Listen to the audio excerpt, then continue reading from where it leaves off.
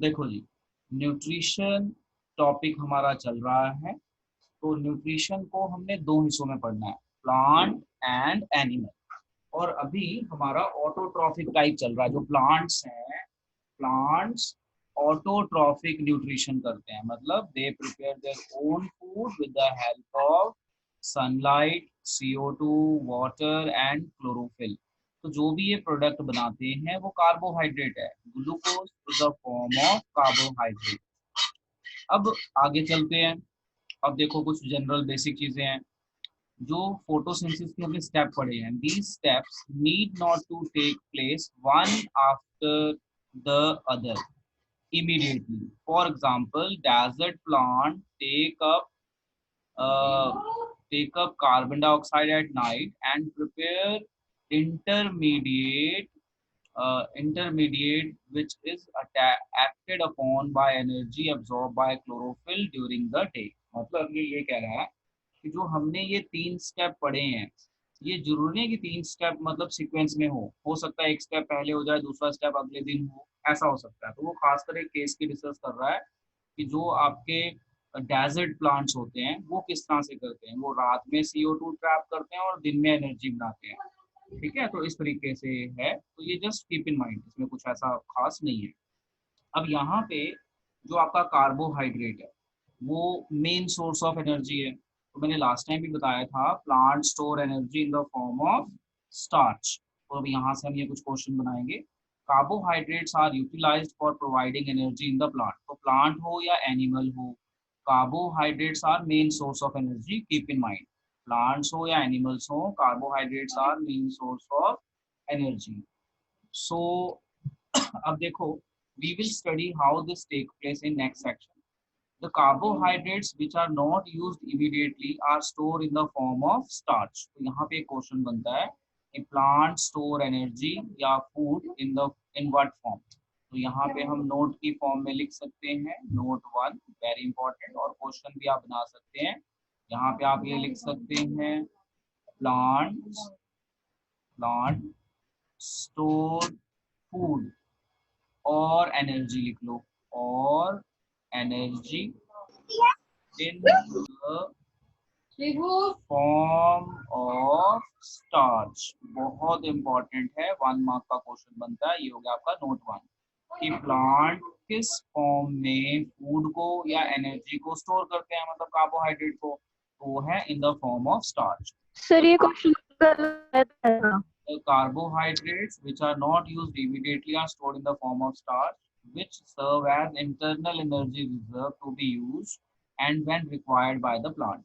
Somewhat similar situation is seen in us. Us मतलब हमारी body में, where some of the energy derived from food we eat store in the form of glycogen. तो अगर ये animal से पूछ ले, इसी से related, humans are animal, so animals store food और energy in the form of glycogen. तो एनिमल में अगर यही क्वेश्चन आ जाए तो आप इस तरह से लिखेंगे, एनिमल्स स्टोर फूड और energy in the form of glycogen. So बेटा इसे नोट कर लीजिए, 1 मार्क के क्वेश्चन यहाँ से बनते हैं। लो जी, तो हमें ये चीज भी क्लियर हो गई। अब हम आगे चलते हैं, देखते हैं हमारा नेक्स्ट टॉपिक क्या है। जब हम आगे चलते हैं तो हमारा नेक्स्ट टॉपिक बनता है, इस टॉपिक का नाम है chlorophyll is essential for photosynthesis. तो हमने एक एक्टिविटी से प्रूव करना है कि फोटोसिंथेसिस करने के लिए क्लोरोफिल बहुत जरूरी है। अब आप इसे समझना ध्यान से, यहाँ से MCQ बन सकता है और आपके 1 मार्क के क्वेश्चन यहाँ से बन सकते हैं। तो आप इस चीज को अब समझें ध्यान से, कैसे कैसे होगा, ये क्या होगा।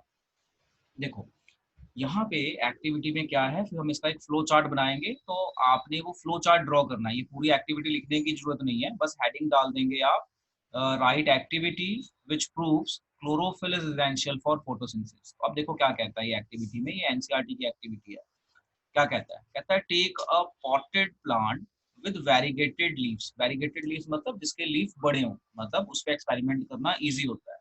कहता है कि एक प्लांट लो जिसके लीफ बड़े हों। एग्जाम्पल दे रहा, कौन से ले सकते हो, मनी प्लांट, क्रोटोन्स, तो money plant is a best example. Keep the plant in dark room for 3 days।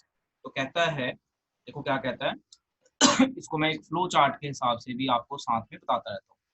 कहता है टेक अ लीफ, एक हमने लीफ ले ली, ठीक है, लीफ ले ली। फिर इसको क्या क्या कहता है कि इसको आप डार्क रूम में रखिए फॉर 3 days, डार्क रूम में फॉर 3 days रखना है। ऐसा करने से क्या होगा, 3 days, so that starch get used up. अब आप इस लीफ को क्या कहते हैं, take potted plant with variegated leaf, मतलब लीफ तोड़ना नहीं है, प्लांट के साथ ही ऐसा लीफ बड़े वाला, टेक अ प्लांट लिख लेते हैं, प्लांट, और लीफ इस तरह से मतलब बड़े लीफ वाला, डार्क रूम में रखें 3 days। 3 days में क्या होगा, उसको सनलाइट मिलेगी नहीं, तो उसके अंदर जितना भी स्टार्च होगा, जितना भी आपका ग्लूकोज होगा, है ना, वो उसको एब्जॉर्ब कर जाएगा। अच्छा, उसके बाद now keep plant in sunlight for 6 hour, 3 दिन आप डार्क में रखें, उसके बाद 6 आवर्स के लिए सनलाइट में रखें। जब आप 6 आवर्स के लिए सनलाइट में रखेंगे तो जो क्लोरोफिल है वो सनलाइट को ट्रैप करेगा और थोड़ा बहुत कार्बोहाइड्रेट बनाएगा। ओके, उसके बाद प्लक द लीफ, इसके बाद आप प्लक कर दे लीफ को, अब लीफ को तोड़ लें, प्लक लीफ। उसके बाद मार्क द ग्रीन एरिया, तो आप देखो लीफ तोड़ने के बाद उसमें आप ग्रीन एरिया मार्क कर लें, mark green area. Green area मतलब क्लोरोफिल वाला एरिया आप पेपर पे मार्क कर लें। फिर डिप है ना, मार्क कर लिया, ट्रेस कर लिया on sheet of paper. Dip the leaf in boiling water for few minutes, इसके बाद आप इसे बॉइलिंग वाटर में डालें, बॉइलिंग वाटर में डालें for few minutes. Boiling water में डालने से क्या होगा कि जो लीफ की हार्ड लेयर है ना वो टूट जाएगी, तो जो हम केमिकल लगाना चाहते हैं वो इसमें इजीली केमिकल जा सकता है। आपको पता है ना, लीफ के ऊपर एक वैक्सी कोटिंग होती है, अगर आप कोई केमिकल डालोगे तो वो अंदर जाएगा नहीं, तो हमारा टेस्ट होगा नहीं। तो बॉईल करेंगे, बॉईल करने से लीफ सॉफ्ट हो जाएगी और उसकी हार्ड लेयर टूट जाएगी। अच्छा, उसके बाद कहता है carefully place the above beaker in water bath and heat till alcohol begin to boil. मतलब अब इसमें बॉयल करने के बाद आप उसे अल्कोहल में डाल दें, अल्कोहल में डाल दें। अच्छा, अल्कोहल में डालने से क्या फायदा होगा कि जो आपका ग्रीन एरिया था ना क्लोरोफिल, वो क्लोरोफिल को खत्म कर देता है, क्योंकि आपने टेस्ट लगाना है, क्योंकि जहां जहां पे क्लोरोफिल है वहीं पे स्टार्च होना चाहिए, तो ये क्लोरोफिल को खत्म कर देता है। अल्कोहल डालने से ये फायदा होगा कि वो क्लोरोफिल को डिसॉल्व कर देगा। क्लोरोफिल में डालो, क्लोरोफिल में डालने से क्या होगा, सॉरी, अल्कोहल में डालो, अल्कोहल में डालने से क्या होगा, आपकी क्लोरोफिल डिसॉल्व हो जाएगी। फिर carefully place the beaker bath till the alcohol begins to boil, alcohol में इसको बॉयल करना है। ऐसा करने से क्या होगा मैंने बता दिया। फिर now dip the leaf in dilute solution of iodine. अब क्या करना है, बॉईल करने के बाद आप इसे आयोडीन, इसको मैं इस तरह से लिख देता हूँ शॉर्ट में, आयोडीन सॉल्यूशन में डाल दें। जैसे ही आप आयोडीन सॉल्यूशन में डालोगे तो आप देखोगे कि जहां जहां पे ग्रीन स्पॉट्स थे ना वो ब्लू ब्लैक हो जाएंगे। यानी यहाँ से पता चलता है कि जहां जहां पे ग्रीन स्पॉट थे they will change into blue black. जो हमारे ग्रीन स्पॉट थे, green spot will change in blue black colour. ये शो करता है स्टार्च की प्रेजेंस, ये शो करता है स्टार्च की प्रेजेंस, और यहाँ से पता चलता है कि chlorophyll is important for photosynthesis. अब देखो पेपर में क्या क्या आ सकता है, पेपर में आ सकता है पूरी एक्टिविटी एक्सप्लेन करो। फिर क्वेश्चन में आ सकता है कि बॉइलिंग वाटर में डालने से क्या होता है, तो आप बताइए बॉइलिंग वाटर में डालने से जो इसकी हार्ड लेयर होती है वो टूट जाती है, सॉफ्ट हो जाता है, यानी हम कोई केमिकल डालें तो केमिकल अंदर जा सकता है। फिर अल्कोहल में डालने से क्या होता है, अल्कोहल में डालने से जो ये क्लोरोफिल है ये खत्म हो जाती है, स्टार्च बच जाता है। फिर आयोडीन में डालने से क्या होता है, आयोडीन एक टेस्ट है स्टार्च का, कि अगर स्टार्च होगा मतलब कार्बोहाइड्रेट, स्टार्च मतलब कार्बोहाइड्रेट, अगर कार्बोहाइड्रेट होगा तो ये कार्बोहाइड्रेट को ब्लू ब्लैक में चेंज कर देगा। तो देखो जहां जहां पे क्लोरोफिल थी वहीं वहीं पे कार्बोहाइड्रेट होगा, तो वही पोर्शन आपका जो है ब्लू ब्लैक हो गया। तो ये एक्सपेरिमेंट शो करता है कि chlorophyll is important for photosynthesis. अब एक बार दोबारा एक्सपेरिमेंट समझ लेते हैं इस फ्लो चार्ट से। तो आपने कॉपी में फ्लो चार्ट ही बनाना है और कुछ लिखने की जरूरत नहीं है। देखो, how we can prove that chlorophyll is important for photosynthesis. We will take a money plant. We will keep that money plant in dark room for 3 days so that all starch get used up. तो उसमें जितना ज़्यादा starch है ना वो सारा use हो जाए, कम हो जाए स्टार्च की क्वांटिटी। आफ्टर दैट 6 घंटे के लिए उसे सनलाइट में रखेंगे जिससे क्लोरोफिल थोड़ी सी स्टार्च बनाए। तो जहाँ जहाँ पे क्लोरोफिल है वहाँ वहाँ स्टार्च बन जाएगी, उसको मार्क कर लेंगे। उसके बाद प्लग कर लेंगे लीफ को। प्लग करने के बाद उसका ग्रीन एरिया मार्क कर लेंगे। बॉइलिंग वाटर में डालेंगे। बॉइलिंग वाटर में डालने से क्या होगा, जो आपका हार्ड कवरिंग है वो टूट जाएगी और केमिकल अंदर जा पाएगा। और फिर हम अल्कोहल बाथ में डालेंगे, उसको बॉईल करेंगे। अल्कोहल में डालने से क्या होगा, अभी अल्कोहल प्लांट के अंदर जाएगा और इस ग्रीन एरिया को डिसॉल्व कर देगा, मतलब क्लोरोफिल को खत्म कर देगा। अब क्लोरोफिल खत्म हो गया तो जहाँ जहाँ पे क्लोरोफिल है वहाँ स्टार्च होएगी, तो उसमें हम आयोडीन डालेंगे आयोडीन सोल्यूशन में। तो जहाँ जहाँ ग्रीन एरिया था वो ब्लू ब्लैक हो जाएगा। ब्लू ब्लैक ये प्रूफ करता है कि जहाँ जहाँ पे क्लोरोफिल थी वहाँ वहाँ पे carbohydrate present थे। So this experiment shows chlorophyll is important for photosynthesis. अब देखो बेटा, इस पे क्या क्या क्वेश्चन बन सकते हैं 1 मार्क के। पहला क्वेश्चन बन सकता है कि जब हम क्लोरोफिल का एक्सपेरिमेंट करते हैं कि क्लोरोफिल इज इंपॉर्टेंट, उसको डार्क रूम में क्यों रखते हैं। तो यहाँ पे आंसर आएगा कि उसके अंदर जो भी स्टार्च है वो यूज हो जाए।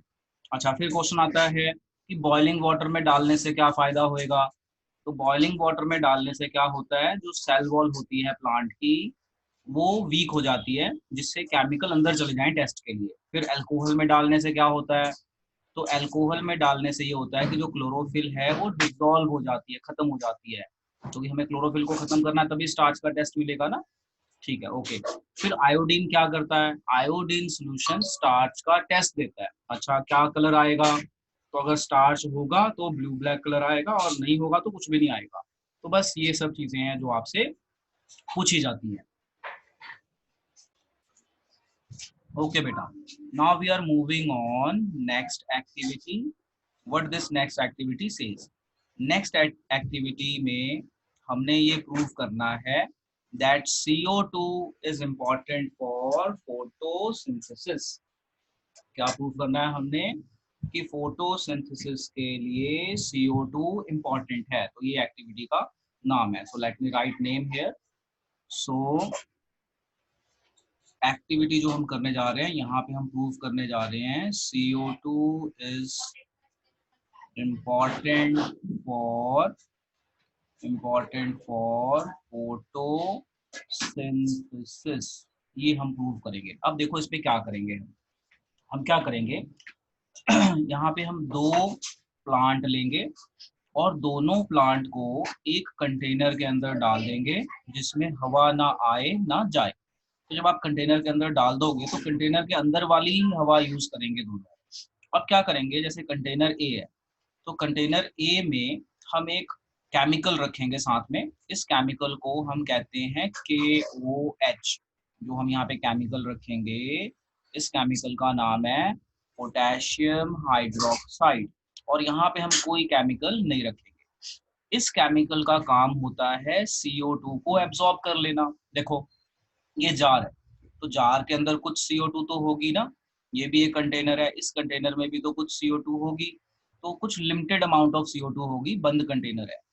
तो यहाँ पे हमने एक ऐसा केमिकल रखा जो CO2 को एब्जॉर्ब कर लेगा। तो CO2 को एब्जॉर्ब कर लेगा तो इस प्लांट को CO2 मिलेगा कि नहीं मिलेगा। हमने एक ऐसा केमिकल डाला है जो CO2 को एब्जॉर्ब कर ले। तो इस प्लांट को बताओ CO2 मिलेगा कि नहीं मिलेगा, नहीं मिलेगा ऑब्वियसली। यहाँ पे ऐसा नो कुछ सर। भी नहीं है तो यहाँ पे CO2 मिलेगी। अब क्या करेंगे, कुछ टाइम के बाद इसका एक लीफ तोड़ेंगे, इसका एक लीफ तोड़ेंगे, दोनों का स्टार्च टेस्ट लगाएंगे जैसे हमने पीछे लगाया था।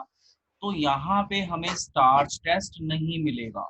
इसका मतलब ये हुआ कि इसको CO2 नहीं मिली, इसलिए यहाँ पे कार्बोहाइड्रेट बना नहीं। ठीक है, बट यहाँ पे हमें ब्लू ब्लैक कलर मिल जाएगा। इसका मतलब ये है कि यहाँ पे CO2 थी, इसने CO2 एब्जॉर्ब कर ली और स्टार्च बनाया। So this activity proves the CO2 is important for photosynthesis. देखो चीज़ों को समझ के ना अपनी लैंग्वेज में लिखना सीखो, तभी आप लोगों को सक्सेस मिलेगी अपनी लैंग्वेज में लिखने पे ही। तो समझने के बाद अपनी लैंग्वेज में लिखना जरूरी है। लो जब हम पढ़ते हैं और फ्लो चार्ट बनाते हैं। Take two healthy potted plants which are nearly of same size, मतलब हमने यहाँ पे वी टुक टू प्लांट्स। ठीक है जी, अब मैं फ्लो चार्ट बता रहा हूँ, करते जाओ। वी टुक टू प्लांट्स, दो हमने प्लांट लिए। फिर क्या करना है, keep them in dark room for 3 days, इनको भी हमने रखा डार्क रूम में फॉर 3 डेज। मैंने रूम नहीं लिखा, अंडरस्टूड है, फ्लो चार्ट से समझ जाओ। Now place each plant in a separate glass plate and place a watch glass containing KOH hydroxide by the side potassium hydroxide by the side of one of the plant and potassium hydroxide used to absorb CO2। ये तो मैंने आपको बता दिया कि हमने दो plant लिए, दोनों को हमने डार्क रूम में रखा 3 दिन के लिए। एक प्लांट को हमने बोल दिया प्लांट ए और एक प्लांट को बोल दिया हमने प्लांट बी, और प्लांट ए में हमने KOH रख दिया साथ में, और यहाँ पे सिर्फ हमने प्लांट रखा। यहाँ पे सिर्फ हमने प्लांट रखा, यहाँ पे हमने KOH प्लस प्लांट दोनों रख दिया ए में। अब क्या करेंगे, cover both plant with separate jars, हमने इनको जार में कवर कर दिया। ठीक है जी, both A and B covered in a container, covered in jar, है ना, जार लिख दो, कंटेनर लिख दो, जरूरी नहीं जैसा यहाँ पे लिखा है वैसे लिखेंगे, आप अपने हिसाब से चेंज कर सकते हो। अच्छा, उसके बाद use vaseline to seal the jar, ये लिखने की जरूरत नहीं है, हमने कवर कर दिया एंड सील कर दिया, बस एंड सील्ड, वो लिखने की जरूरत ही नहीं है। सील करने का मतलब एयर ना आए अंदर, क्योंकि एयर आएगी तो CO2 और मिल जाएगी, तो हमने कवर कर दिया एंड सील कर दिया। Keep the plant in sunlight for 2 hours, इसके बाद हमने ऐसे ही कंटेनर के अंदर ही इसको 2 घंटे के लिए keep kept in sun for 2 hours. अब 2 आवर्स में क्या होगा, थोड़ी बहुत फोटोसिंथेसिस होएगी जहाँ पे CO2 मिलेगी। ठीक है, pluck a leaf from each plant and check the presence of starch. इसके बाद हमने क्या किया, इसके बाद हमने लीफ को प्लक किया एंड हमने किया स्टार्च टेस्ट, और उसके बाद हमने परफॉर्म किया स्टार्च टेस्ट। हमने देखा जो बिकर ए है इसका स्टार्च टेस्ट नेगेटिव आया, स्टार्च टेस्ट नेगेटिव मतलब स्टार्च नहीं था। जो बी बिकर था, the beaker A starch test negative, beaker B starch test positive आया, स्टार्च टेस्ट आपका आया पॉजिटिव। तो यहाँ से ये पता चल गया कि जो बिकर बी है जिसमें CO2 मिल रही थी उसमें फोटोसिंथेसिस हुई और कार्बोहाइड्रेट बना, तभी तो स्टार्च टेस्ट पॉजिटिव आया, या कार्बोहाइड्रेट टेस्ट आपका क्या आया, पॉजिटिव। बट जिस बीकर में आपने KOH रखा था, ये KOH जो है ये CO2 एब्जॉर्ब कर गया, तो इस प्लांट को तो बेचारे को रॉ मटेरियल नहीं मिला, तो इसलिए हमें यहाँ पे स्टार्च टेस्ट नेगेटिव मिला, बस दैट्स इट। तो यहाँ पे एक इम्पॉर्टेंट पॉइंट बनता है जो आप नोट कर सकते हैं, वो पॉइंट है ये नोट की फॉर्म में। नोट, जो आपका KOH है ये क्या करता है, KOH एब्जॉर्ब CO2, बस ये याद रखना कि KOH का रोल क्या है, इट एब्जॉर्ब CO2, तो इसलिए इसको CO2 नहीं मिला। यस बेटा, ड्रॉ द फ्लो चार्ट। देखो अब जो हमारा नेक्स्ट टॉपिक है प्लांट से रिलेटेड है, यहाँ पे आपको स्टोमेटा दिख रहा है और साइड में आपको हेटरोट्रॉफिक न्यूट्रिशन दिख रहा है। अब देखो प्लांट का टॉपिक चल रहा है तो वो ऑटोट्रॉफिक में आता है, प्लांट खत्म हो जाएगा तो हम हेटरोट्रॉफिक डिस्कस करेंगे, क्योंकि न्यूट्रिशन दो तरीके का है, आपको बताया था पहले पेज पे कि जो आपका न्यूट्रिशन है वो दो तरीके का है, ऑटोट्रॉफिक एंड हेटरोट्रॉफिक। ऑटोट्रॉफिक में प्लांट आते हैं तो हमने प्लांट डिस्कस कर लिए, अब हम डिस्कस करेंगे प्लांट के बाद एनिमल्स, वो हेटरोट्रॉफिक में आते हैं। अच्छा, अब यहाँ पे एक डायग्राम और नजर आ रही है जो स्टोमेटा की डायग्राम है, तो आप ये अपनी नॉलेज के लिए बना सकते हैं, याद कर सकते हैं। देखो ये लीफ का जो लोअर पोर्शन होता है, लोअर एपिडर्मिस, उसमें होता है स्टोमेटा।